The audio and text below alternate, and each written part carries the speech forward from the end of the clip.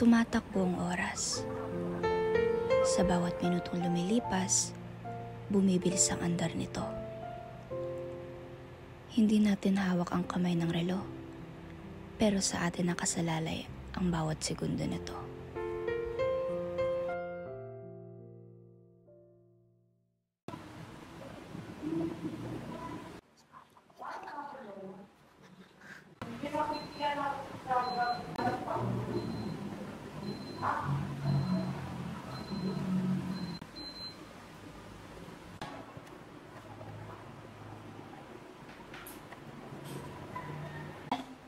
Anak, ako na dyan. Nay?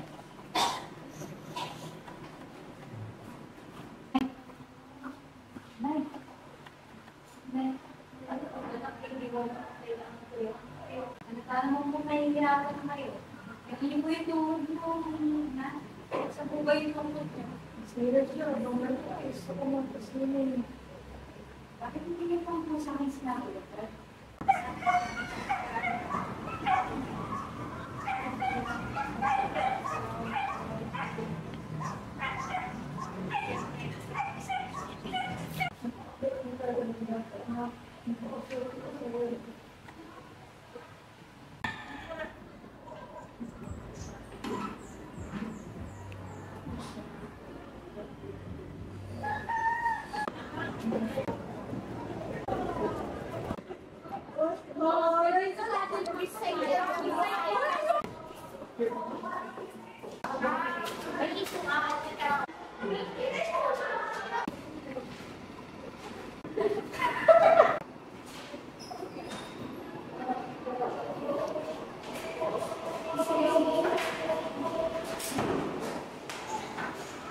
Hello everyone! So everyone knows that there's some latency and care. Alam natin na hindi makapag-exam, hindi pabayad, hindi makakapagkuha ng permit ng mga people na bayad sa mga account nila. So I hope by Friday, our LFAs will pay their account balance. Am I clear? Yes. Hala, paano ba to? Malapit na pala yung exam. Akala ko naman susunod na buwan pa. My money that opens the finish.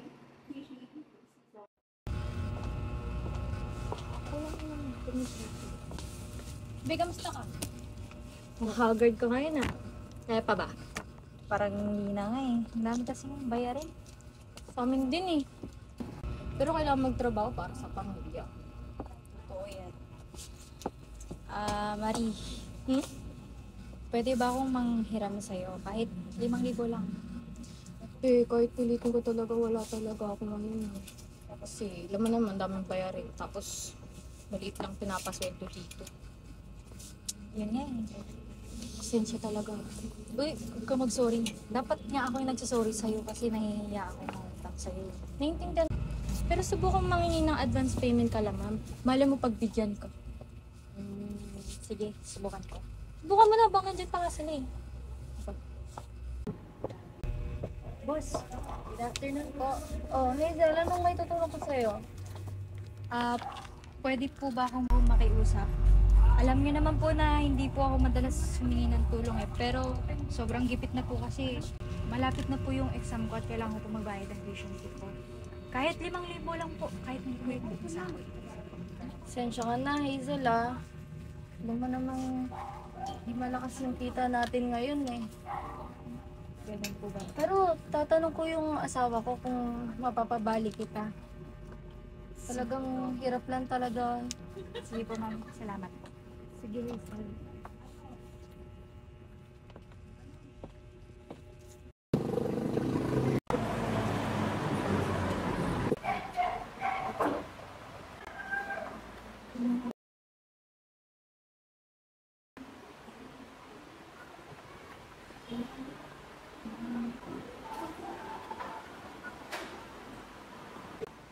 Nay! Kumain na po ba kayo? Nasa cell? Wala po kasi naalala niyo po sa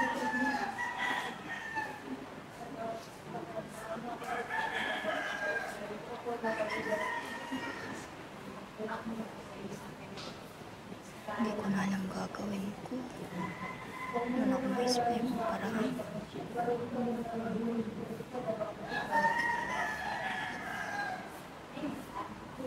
Kaya kong gawa ng paraan.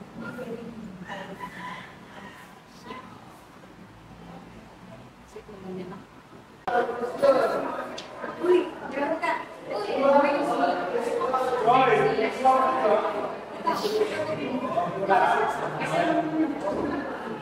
May sasabihin sa or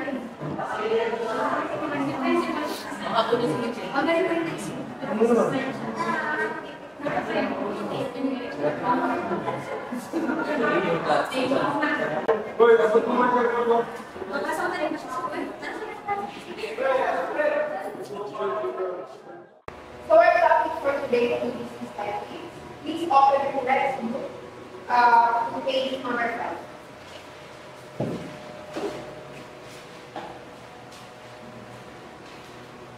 Saan ako mahahagilap ng First one pera? is respect. Si nanay, may sakit. Ang daming bayarin. Hazel, Wala rin akong malapitan na iba. Hazel, sorry po. I'm sorry po. Ano po yun? Miss Hazel, you are not listening. I said, will you please read the third ethical manner? Honest.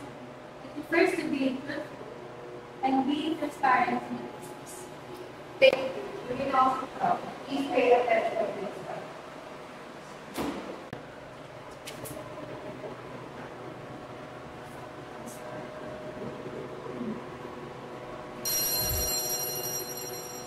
At this Miss Agron,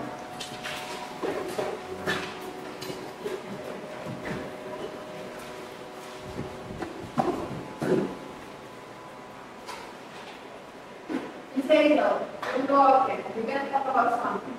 Okay?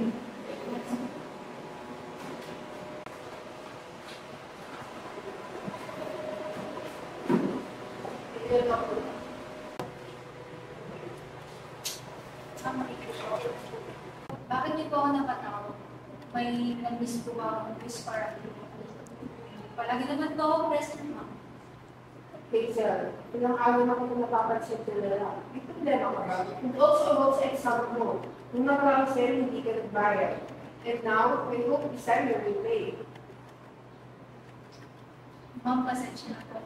Hindi pa po kasi lumalating yung sweldo. Papadala na lang po ulit ako ng promissory note. Hazel, it's about sa tutulong sorry note mo. Nung nakarang sa'yo, tinanggap siya. But I didn't wait to it if they will accept it this time. Sige po, gagawa ka na lang po ng paraan. Salamat. Okay, we know you.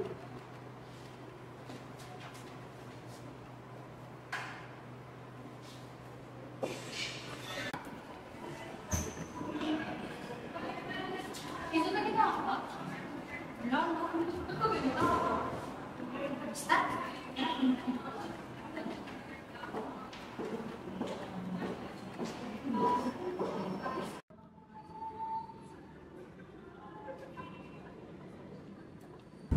Marie! Pareho tayo nangangailangan dito.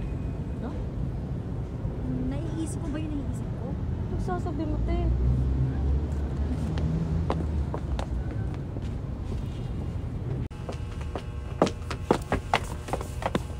Yan huwag mong gagawin, Hazel.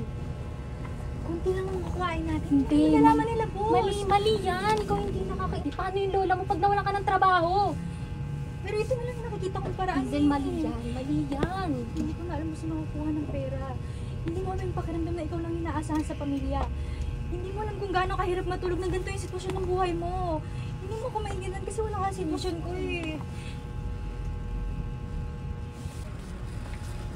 Te, magkano dito, te? Ganda, Ay, oh. 250 po dyan. Ay, ang mahal naman. Wala Bakit kang tawad, kasi- eh. 240? Lord, ay na po bahala sa akin.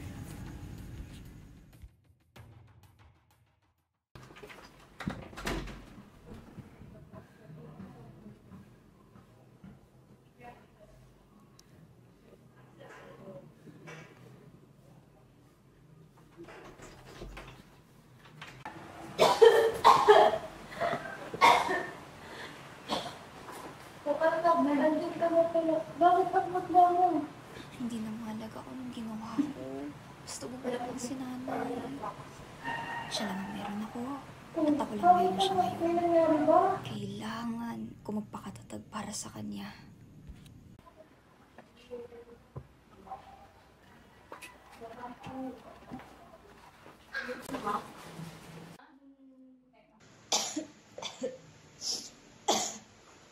Nay! Oh, sabi ko po, tawagin niyo po kapag kailangan niyo ako. Hazel Ano po, po dyan? simpleng gawain. Almusal lang ito. Okay, baka naman lalong sumama yung pakiramdam ko niyan. Ayos lang ang kalagayan ko. Ayos ka lang po ba, Nay? Ayos lang po ba kayo, Nay?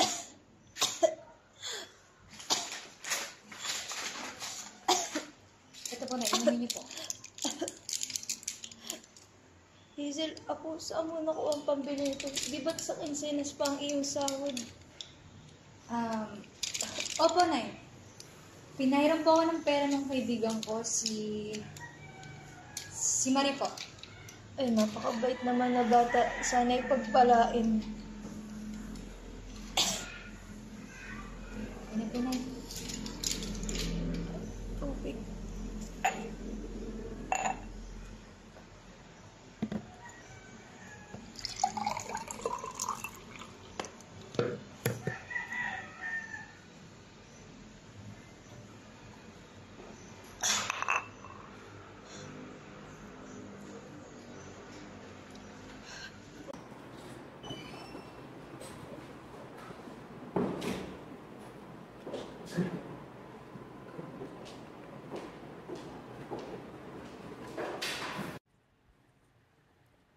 Hindi pa pumasok si Marie dahil sa nangyari kahapon?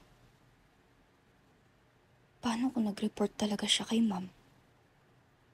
Anong gagawin ko?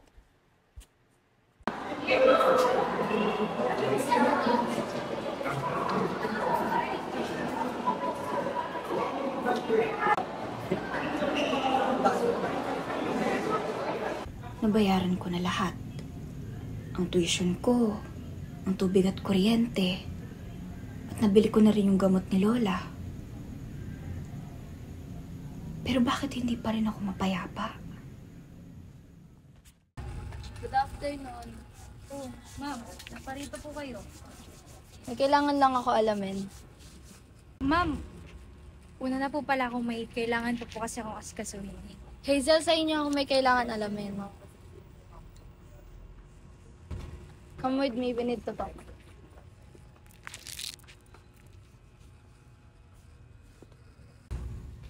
Ma'am? Alam mo ba kung bakit kita pinatawag dito? Ma'am, sorry po talaga. Hazel, di ako makapaniwala. Ikaw pa? Ma'am, Ikaw lang naman pinagkakatiwalaan namin sa tindahan eh. Ma'am, sobrang gipit na po kasi talaga. Ano nangyayari dito? Hindi Ano ako nangyari? makapaniwala, Hazel, na magagawa mo yun sa amin. Sana sinabi mo para matulungan ka namin. Hindi sa ganung paraan, Hazel. Ma'am, hindi niyo po ako naiintindihan. At talagang pinabot mo pa ng 2 araw. Kung hindi pa sa amin nagsabi si Marie, hindi pa namin malalaman. Tangina naman, Hazel. Ikaw yung pinagkakatiwalaan namin sa tindahan, tas gagantuhin mo kami. Ma'am, sana maintindihan niyo po yung sitwasyon ko. Wala po akong pabayad ng tuition fee kung may sakit po yung lola ko. Naiintindihan namin yung sitwasyon mo, Hazel. Pero yung ginawa mo, mali yun. Sana Sa ginawa sinabi mo mong sa yun, amin. hindi ka na namin mapagkakatiwalaan. Baka ipagpalit mo pa yun para lang sa pera. Hindi po, Hazel. sorry po, ma'am. Niyo po. Please po, ma'am. Talagang hindi na mauulit to, Hazel. Ma'am. Please.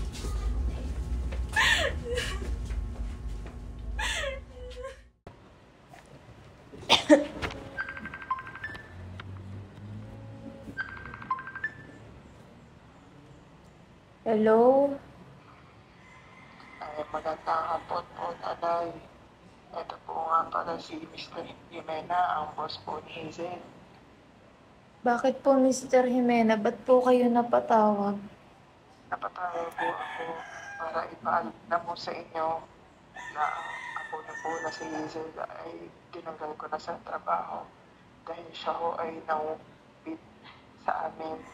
Ito lamang po ay para malaman niyo kung bakit ho siya tinanggal. Hindi. Pasensya na ho. Hindi magagawa ng apo yun. Anay, hindi ko rin po alam kung bakit. Anay? Anay? Anay? Anay?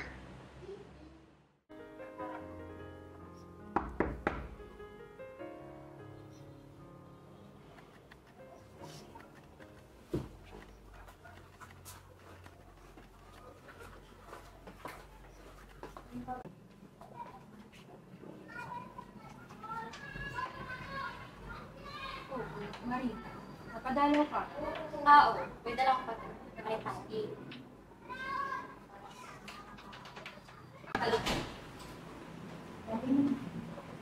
Sana lang gusto kami dala ko. Tagal natin yung nag-usapan ng kayo. Mukha ba? Wala na akong kasama tumasok kami sa lahat. Mga kaibigan mo na. Napansin ko ilang araw ka na hindi pumapasok ka. Kumusta kayo ng ina mo?